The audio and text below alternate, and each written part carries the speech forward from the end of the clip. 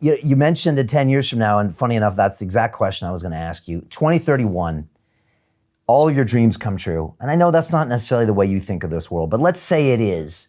What are you doing? Are you the king of the metaverse? Are you still broadcasting? Are you still where you are now? What is your reality if everything goes to where you're visualizing it in 10 years? There's been part of the journey I've not got to fully yet, and that is to do with wildlife conservation. So, and that is part of the journey. I grew up as a kid going to India. My cousins were involved in tiger preservation, wildlife. My uncle used to own a tea plantation. We'd be surrounded by wildlife. And I live on,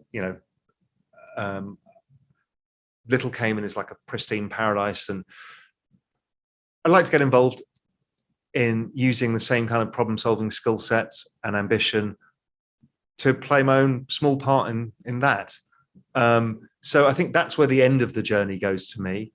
My viewpoint has never been I want to be the richest man in the world, but I've got a point to prove to myself.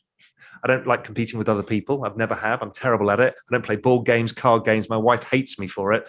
I don't like competing. I don't like doing it. And I spend my whole time solving puzzles in my head all day that I can't think of anything worse than going to play a board game where you're trying to solve puzzles all night as well. It's just not relaxing.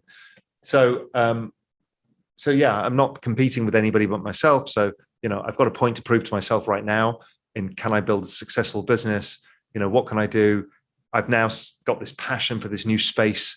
And I think, this is something I want to be involved in. I want to be involved in a movement. Being involved in the movement, whether it's music or fashion or technology or whatever, is an immense feeling.